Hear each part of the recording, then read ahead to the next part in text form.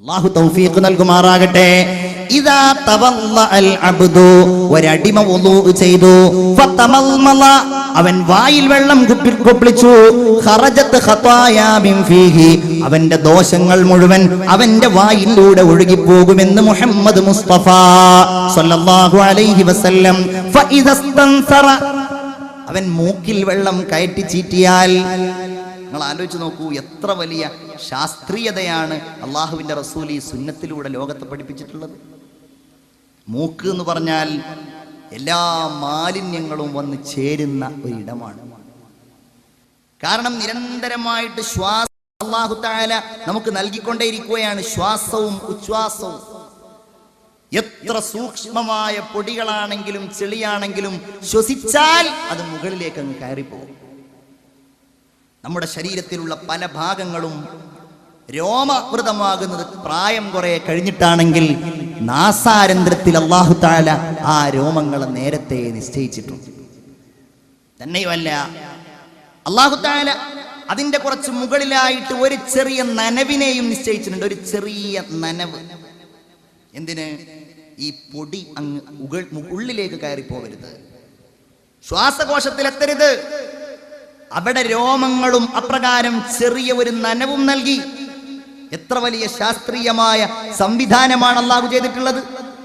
നിങ്ങളൊരു ഡ്രസ്സ് അലക്കിയിട്ടാൽ അതിൽ കുറച്ച് നനവുണ്ട് എങ്കിൽ അതിലൂടെ പോകുന്ന പൊടികൾ മുഴുവൻ ആ ഡ്രസ്സിൽ വന്ന് ചേരുന്നത് പോലെ നനവുള്ളയിടത്ത് പൊടികൾ മുഴുവൻ പറ്റിപ്പിടിക്കും.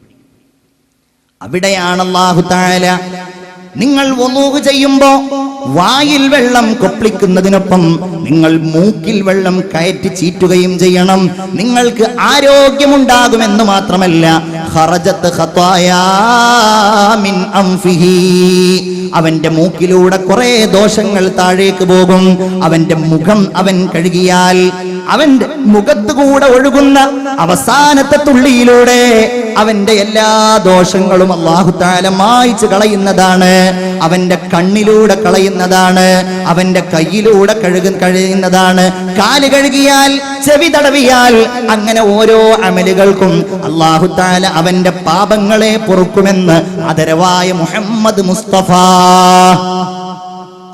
ഒന്ന് ആലോചിച്ച് നോക്കൂ, നമുക്ക് ഇതേ ഉണ്ടാവുള്ളൂ. നമുക്ക് യുദ്ധം ചെയ്യാൻ കഴിയോ? നമുക്ക് പോരാടാൻ കഴിയോ? നമുക്ക് യുദ്ധക്കളങ്ങളിലേക്ക് എടുത്തു ചാടി ശരീരത്തെ സമർപ്പിക്കാൻ കഴിയോ? നമ്മൾ സ്വർഗം നേടേണ്ടത് ഇതുപയോഗിച്ചാണ്. അതിനുവേണ്ടിയാണ് നമ്മൾ വന്നത്, അതിനുവേണ്ടിയാണ് പ്രിയപ്പെട്ടവരെ നമ്മൾ പോകുന്നത്, അതിനുവേണ്ടിയാണ് ഞാനും നിങ്ങളും മനസ്സിൽ പ്രതിജ്ഞയെടുക്കേണ്ടത്. അംർ ഇബ്നുൽ ജമൂഹ് റളിയല്ലാഹു തആല അൻഹു വയോവൃദ്ധനായിരുന്നു, കാലിന് മുടന്തുള്ളയാളുമായിരുന്നു, നടക്കാൻ കഴിയില്ല, മുടന്തി നടക്കുന്നയാളായിരുന്നു.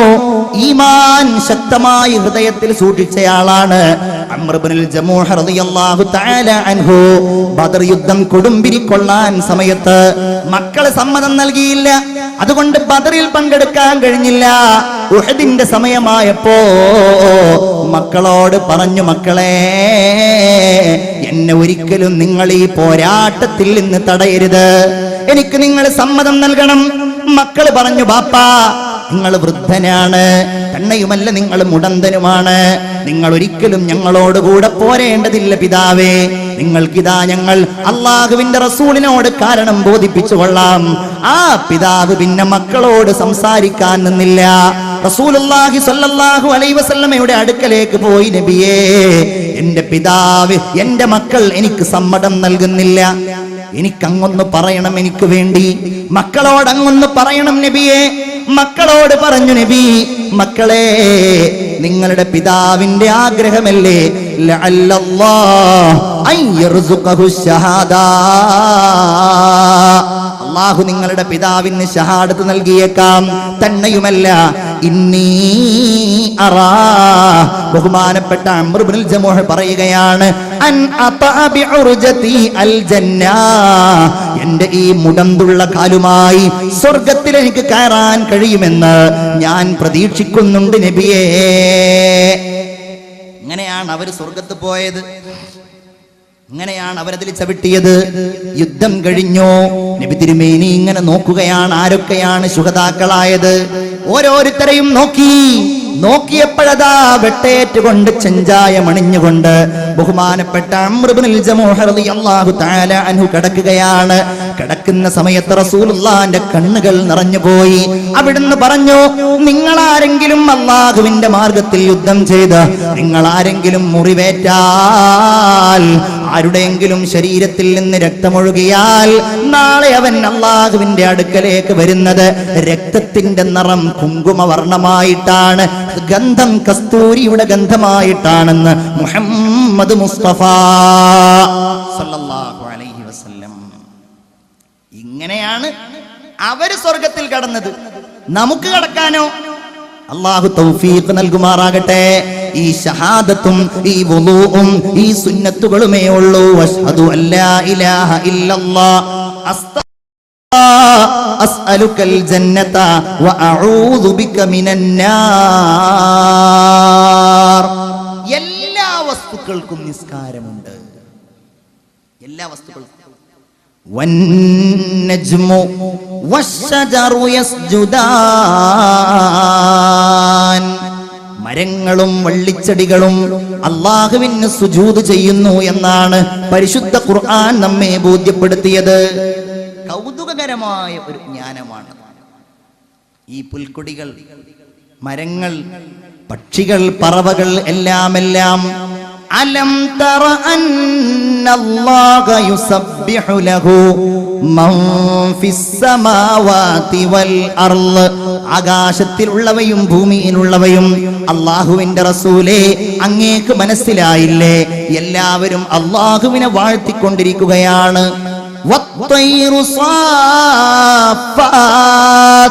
ആകാശത്തുകൂടെ പറന്നു പോകുന്ന പറവകളും. എന്നിട്ട് അല്ലാഹ് പറയുന്ന ഒരു കാര്യം, കുല്ലും ഖദ് അലിമ സ്വലാത്തഹു വ തസ്ബീഹ. ശ്രദ്ധിക്കണേ, ഓരോന്നിനും അറിയാം അവയുടെ സ്വലാത്ത്.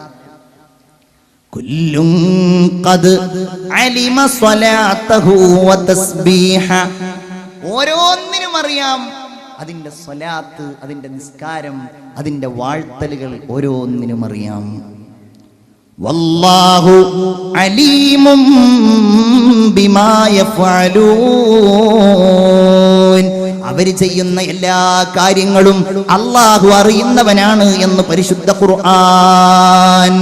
റസൂലുള്ളാഹി സ്വല്ലല്ലാഹു അലൈഹി വസല്ലമ തങ്ങൾ പറയുകയാണ്, അവ എപ്പോഴാണോ അവയുടെ ജീവിതത്തിൽ അത് അവസാനിപ്പിക്കുന്നത്, തസ്ബീഹ് അവസാനിപ്പിക്കുന്നുവോ, സുജൂദ് അവസാനിപ്പിക്കുന്നുവോ, അപ്പോഴാണത്രേ അവയുടെ അജലെത്തുന്നത്.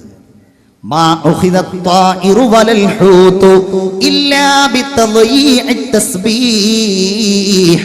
ഏതെങ്കിലും ഒരു പക്ഷി പിടിക്കപ്പെടുന്നുവെങ്കിൽ, ഒരു മത്സ്യം പിടിക്കപ്പെടുന്നുവെങ്കിൽ അവയുടെ വാഴ്ത്തലുകൾ, അവയുടെ തസ്ബീഹ്, അവയുടെ ഇബാദത്ത് അവ അവസാനിപ്പിക്കുന്നത് കൊണ്ടാണെന്ന് അഷ്റഫുൽ ഖൽഖ് മുഹമ്മദ് മുസ്തഫ സല്ലല്ലാഹു അലൈഹി വസല്ലം.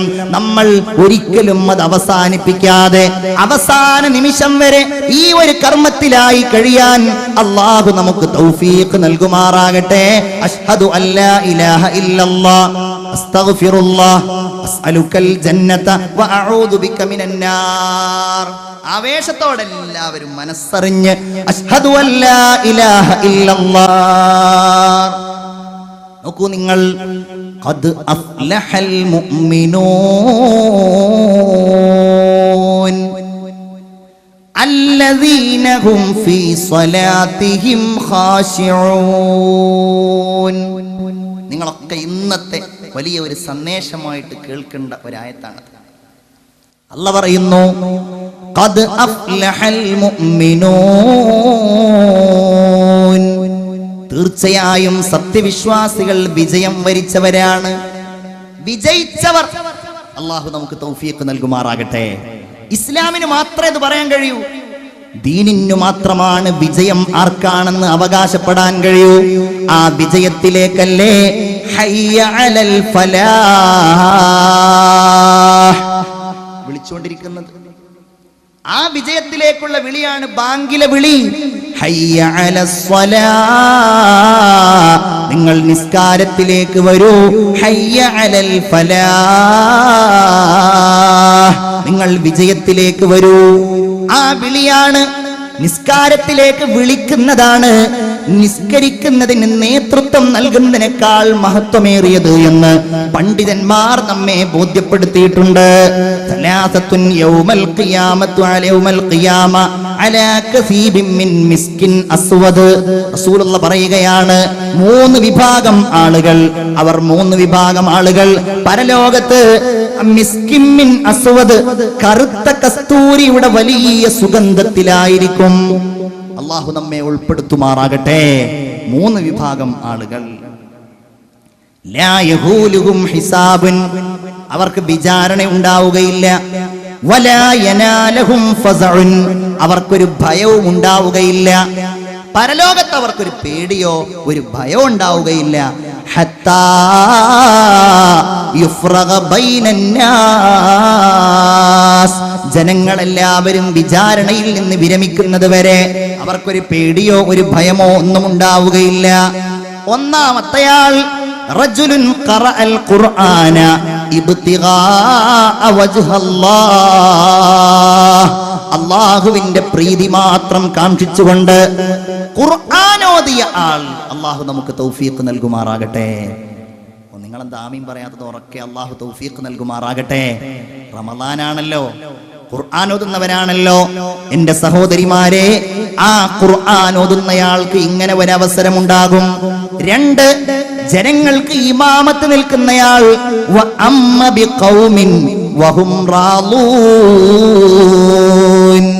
നിസ്കാരത്തിന് ജനങ്ങൾക്ക് നേതൃത്വം നൽകുന്നയാൾ, എല്ലാവർക്കും സംതൃപ്തമായ രീതിയിൽ ഇമാമത്ത് നിൽക്കുന്നയാൾ.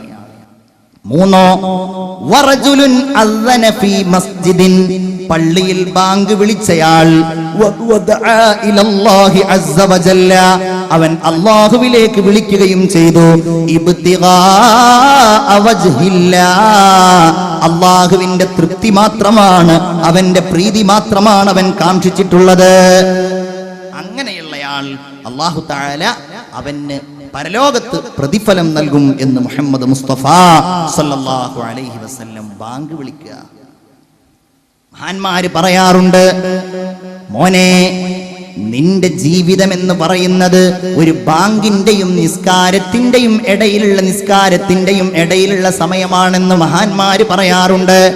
കാരണം നീ ജനിക്കുമ്പോൾ നിന്റെ വലത്തെ ചെവിയിൽ ബാങ്ക് വിളിക്കപ്പെടുകയാണ്, ഇടത്തെ ചെവിയിൽ ഇഖാമത്ത് വിളിക്കപ്പെടുകയാണ്. ഇനി ഒരു നിസ്കാരമല്ലേ ബാക്കിയുള്ളൂ. ആ നിസ്കാരം നിർവഹിക്കുമ്പോൾ അന്ന് നിനക്ക് വേണ്ടി ബാങ്കോ ഇഖാമത്തോ കൊടുക്കപ്പെടുന്നില്ല. നിന്റെ മയ്യിത്ത് അവിടെ കൊണ്ടുവന്ന് വെക്കുന്നു, എല്ലാവരും നിനക്ക് വേണ്ടി നിസ്കരിക്കുകയും ചെയ്യുന്നു. അതുകൊണ്ട് തന്നെ നിന്റെ ജീവിതം എന്ന് പറയുന്നത് കേവലം ഒരു ഇഖാമത്തിന്റെയും ഒരു നിസ്കാരത്തിന്റെയും ഇടയിലുള്ള സമയമാണ്. ബാങ്കിന് വലിയ ഫളായിലുണ്ട്. ലാ യസ്മഉ നിദാഉൽ മുഅദ്ദിനി ജിന്നുൻ വലാ ഇൻസും വലാ ശൈഉൻ ഇല്ലാ ശഹിദ ലഹു യൗമൽ ഖിയാമ. ഇവിടുന്ന് ഒരാൾ ബാങ്ക് വിളിച്ചാൽ ആ ബാങ്ക് ഒരു ജിന്ന് കേട്ടാൽ, ഒരു മനുഷ്യൻ കേട്ടാൽ, ഏതെങ്കിലും ഒരു വസ്തുവോ ഏതെങ്കിലും ഒരു വ്യക്തിയോ കേട്ടാൽ, ഇല്ലാ ശഹിദ ലഹു യൗമൽ ഖിയാമ, ഖിയാമത്ത് നാളിൽ അല്ലാഹു തആല ഈ മനുഷ്യന് വേണ്ടി സാക്ഷി പറയുമെന്ന് മുഹമ്മദ് മുസ്തഫ സല്ലല്ലാഹു അലൈഹി വസല്ലം. ഒറ്റക്ക് നിസ്കരിക്കുകയാണെങ്കിലും നിങ്ങളത് ചെയ്യണം. റസൂലുള്ളാഹി പറയുകയാണ്, ഒരാൾ നിസ്കരിക്കാൻ വേണ്ടി നിന്നാൽ സ്വല്ലാ അൻ യമീനിഹി മലക്കുൻ, അവന്റെ വലതുഭാഗത്തൊരു മലക്ക് നിൽക്കും, അവന്റെ ഇടതുഭാഗത്ത് വേറെ ഒരു മലക്ക് നിൽക്കും.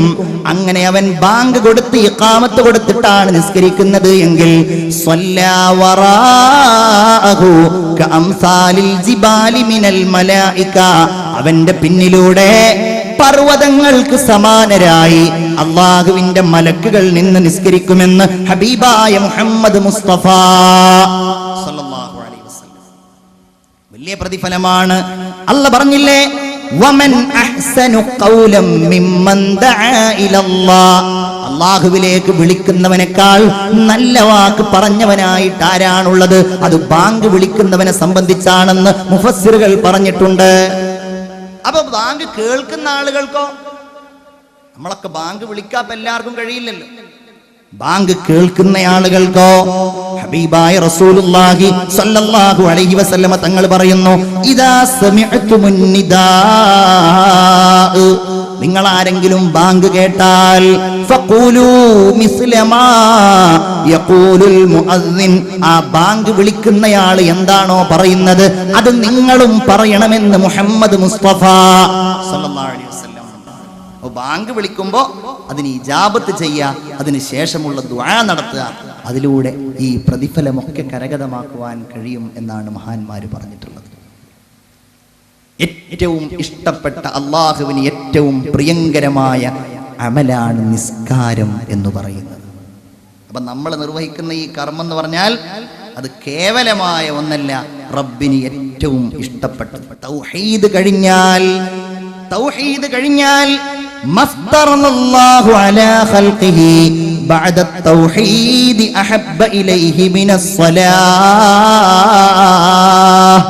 നിസ്കാരത്തെക്കാൾ അല്ലാഹുവിന് ഇഷ്ടപ്പെട്ട ഒരു നിർബന്ധമായ കർമ്മവും തൗഹീദിന് ശേഷം അല്ലാഹു തആല നിർബന്ധമാക്കിയിട്ടില്ല.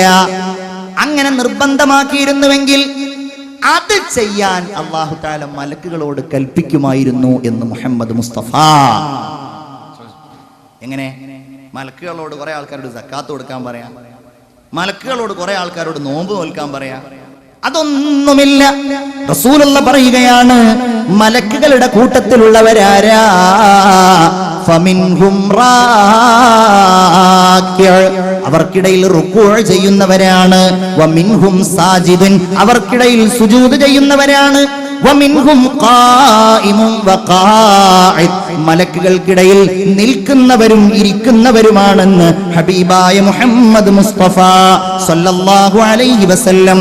ഒരു നിസ്കാരം നിർവഹിക്കുമ്പോ അതുവരെ നമ്മുടെ ഇടയിലുണ്ടായ എല്ലാ ദോഷങ്ങളെയും അല്ലാഹു തആല പൊറുക്കുമെന്ന് ആദരവായ മുഹമ്മദ് മുസ്തഫ സല്ലല്ലാഹു അലൈഹി വസല്ലം. അല്ലാഹു തൗഫീഖ് നൽകുമാറാകട്ടെ. ഒരു മരം കുലുക്കി അതിലുള്ള ഇലകൾ മുഴുവൻ കൊഴിഞ്ഞു വീണു.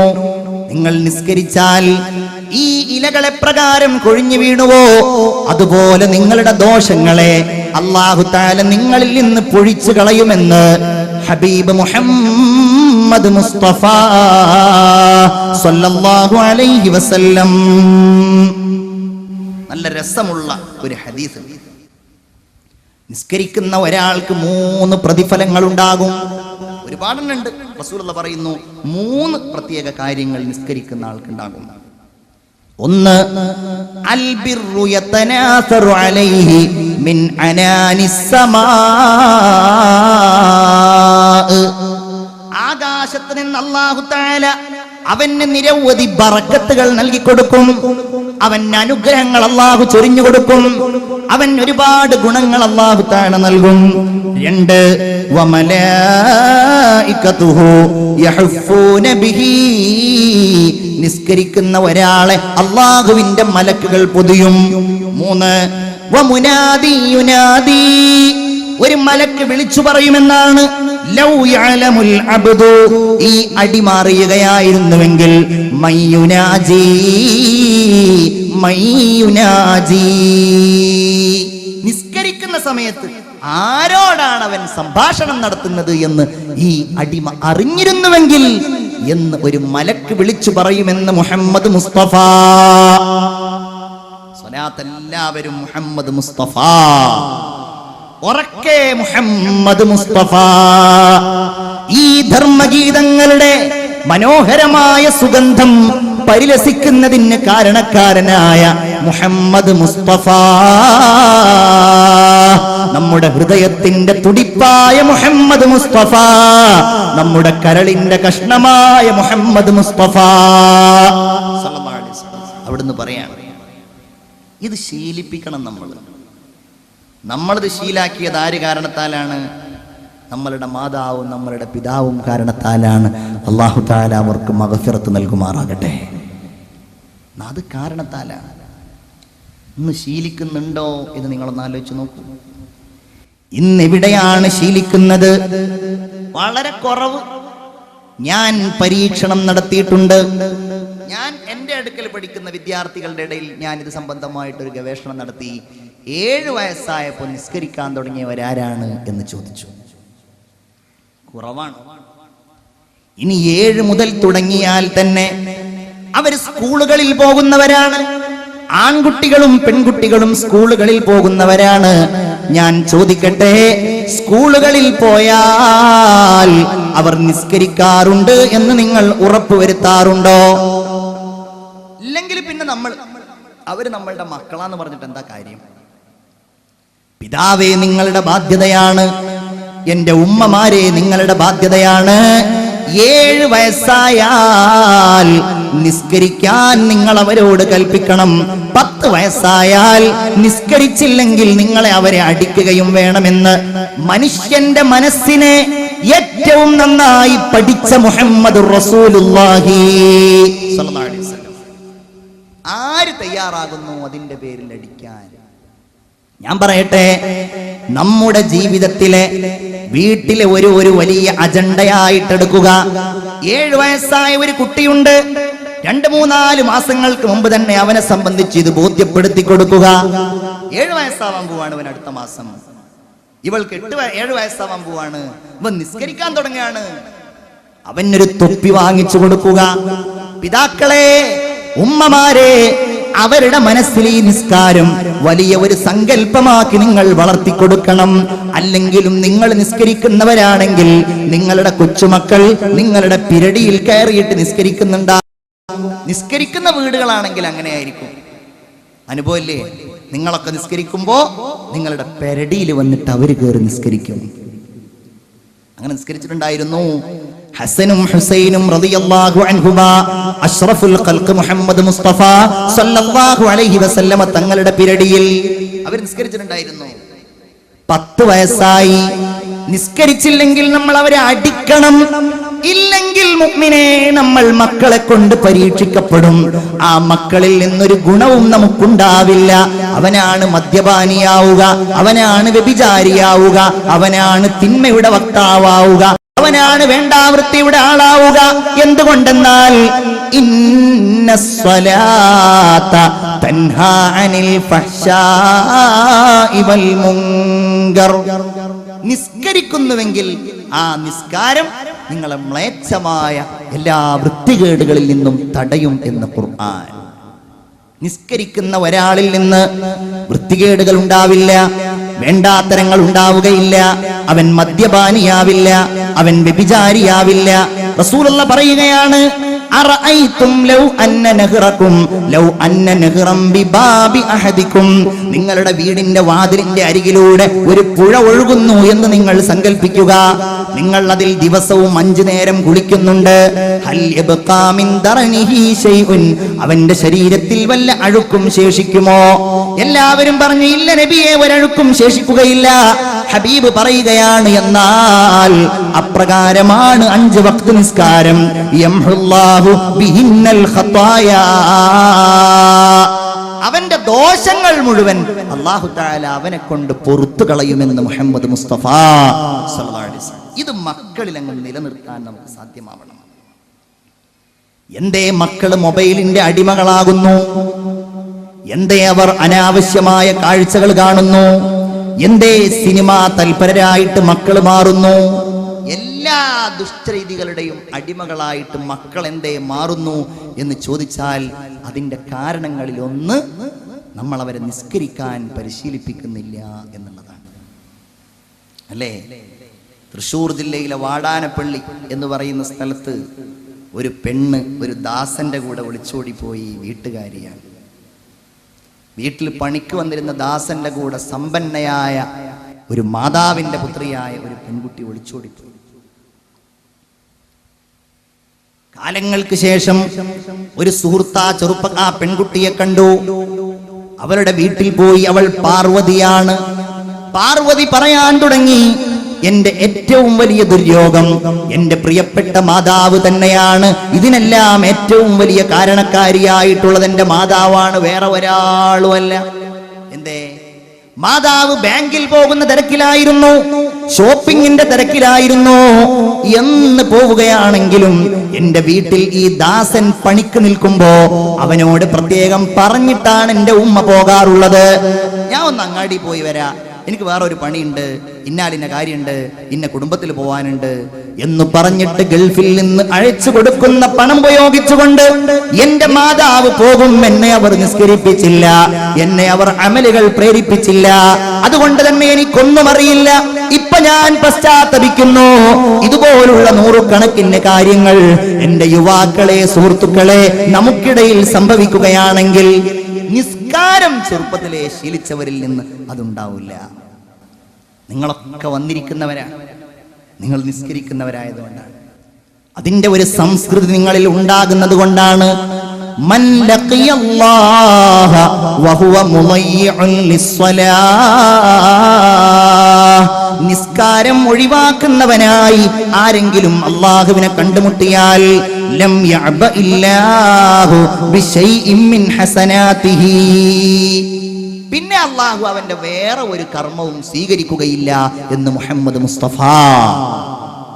പേടി വേണം നമുക്ക്. നമ്മൾ കുറെ സ്വതക്ക ചെയ്യുന്നവരാണ്, നോമ്പ് നോൽക്കുന്നവരാണ്, നിസ്കാരമില്ലേ, എന്നാൽ പിന്നെ അല്ലാഹുവിന് നിന്റെ വേറൊരു കർമ്മവും വേണ്ടെന്ന് മുഹമ്മദ് മുസ്തഫ സല്ലല്ലാഹു അലൈഹി വസല്ലം.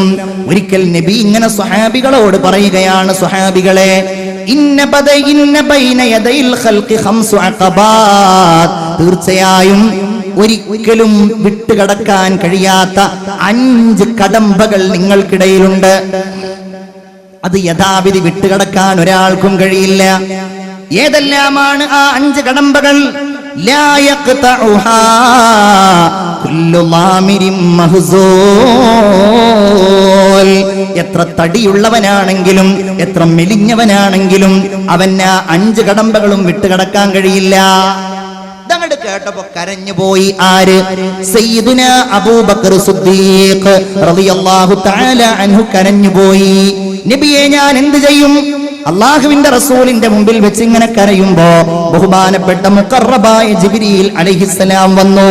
അള്ളാഹുവിന്റെ റസൂലേ, ഖുല്ലി അബീ ബക്കർ മാ സമിഅ മിനൽ അറബി, അറബികൾ സാധാരണ പറയുന്ന ഈ കാര്യം നിങ്ങൾ അബൂബക്കറിനോട് പറയണം.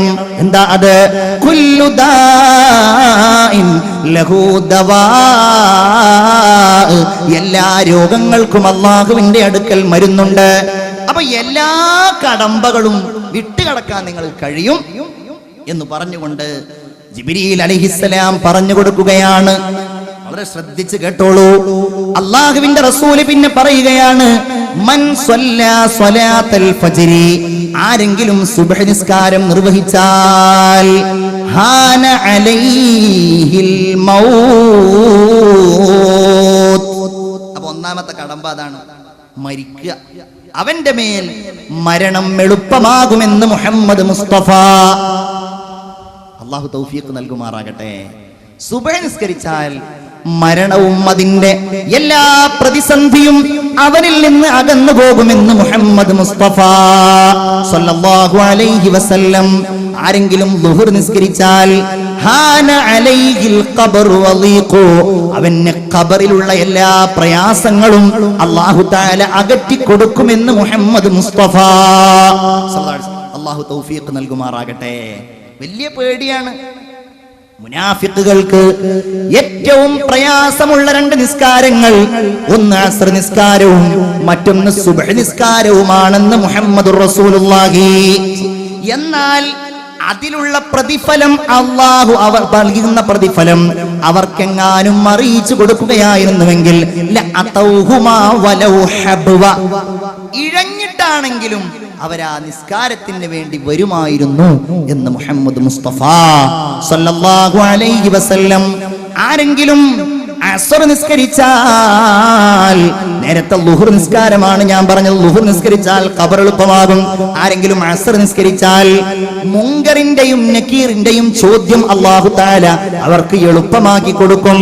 വമൻ സ്വല്ലാ സ്വലാത്തൽ മഗ്രിബ്, ആരെങ്കിലും മഗ്രിബ് നിസ്കരിച്ചാൽ ഹാന അലൈഹിൽ മീസാനു വഖിഫത്തു, അവൻ അല്ലാഹു നന്മയും തിന്മയും തൂക്കുന്ന മീസാനുകൾ എളുപ്പമാക്കി കൊടുക്കുമെന്ന് മുഹമ്മദ് മുസ്തഫ സ്വലാത്ത് മുഹമ്മദ് മുസ്തഫ.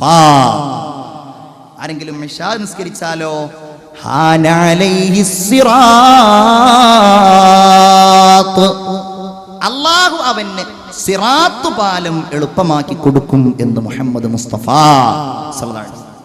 ഈ പ്രഭാത സമയം എന്ന് പറഞ്ഞാൽ എല്ലാ ജീവികൾക്കും ഉള്ളതാണ്, എല്ലാ മതത്തിനും പ്രധാനപ്പെട്ട ഒന്നാണ്, അല്ലേ?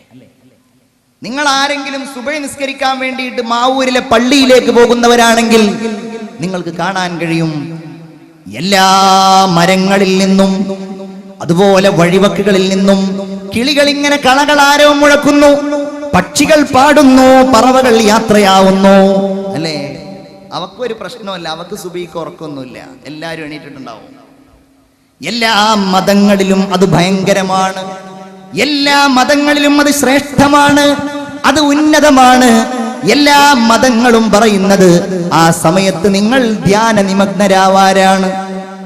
എന്നാ ഇസ്ലാം പറയുന്നു നിങ്ങൾ ആ ധ്യാനം കുറെ മുമ്പേ തുടങ്ങണം.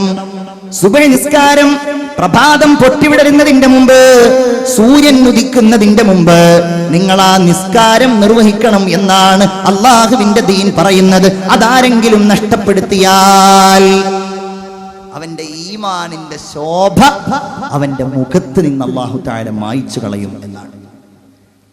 ആരെങ്കിലും ളുഹർ നിസ്കരിച്ചിട്ടില്ല എങ്കിൽ അത് കച്ചവടത്തിന്റെ സമയമാണല്ലോ, ജീവിതോപാധിയുടെ സമയമാണല്ലോ, അവന്റെ ജീവിതോപാധിയെ അല്ലാഹു തആല അകറ്റിക്കളയുമെന്ന് അഷ്റഫുൽ ഖൽഖ് മുഹമ്മദ് മുസ്തഫ സല്ലല്ലാഹു അലൈഹി വസല്ലം. ഒരാൾ അസ്ർ നിസ്കരിച്ചിട്ടില്ലെങ്കിൽ അവന്റെ ആരോഗ്യത്തെ അല്ലാഹു തആല ചോർത്തിക്കളയും. മഗ്രിബിന്റെ സമയം വീട്ടിലേക്ക് കുടുംബത്തിലേക്ക് വരുന്ന സമയമാണ്. മഗ്രിബിന്റെ സമയത്ത് അവൻ ആ നിസ്കാരം നിർവഹിച്ചിട്ടില്ല എങ്കിൽ അവന്റെ കുടുംബത്തിൽ അവന് സമാധാനം ഉണ്ടാവില്ല, കുടുംബം കൊണ്ട് അവന് യാതൊരു ഗുണവും ഉണ്ടാവില്ല. ഇശ അവൻ നിസ്കരിച്ചിട്ടില്ല എങ്കിൽ അവന്റെ ജീവിതത്തിൽ അവന് സമാധാനം ഉണ്ടാവില്ല എന്ന് മഹാന്മാര് പറഞ്ഞ് നമുക്ക് കാണുവാൻ കഴിയും. അള്ളാഹു നമുക്ക് നിസ്കാരം നിലനിർത്താൻ തൗഫീഖ് നൽകുമാറാകട്ടെ. ഉറക്കാമീൻ പറയൂ. അശ്ഹദു അല്ലാ ഇലാഹ ഇല്ലല്ലാഹ് അസ്തഗ്ഫിറുല്ലാഹ് അസ്അലുകൽ ജന്നത വഅഊദു ബിക മിനൻ നാർ. അശ്ഹദു അല്ലാ ഇലാഹ ഇല്ലല്ലാഹ്. ഉറക്കെ ചൊല്ലി അശ്ഹദു അല്ലാ ഇലാഹ ഇല്ലല്ലാഹ്. മൻ ഹാഫള അലൽ ഖംസി, ആരെങ്കിലും ഈ 5ന്റെ മേലിൽ കൃത്യമായി പരിപാലിക്കുന്നവനാണ് എങ്കിൽ ബിഇക്മാലി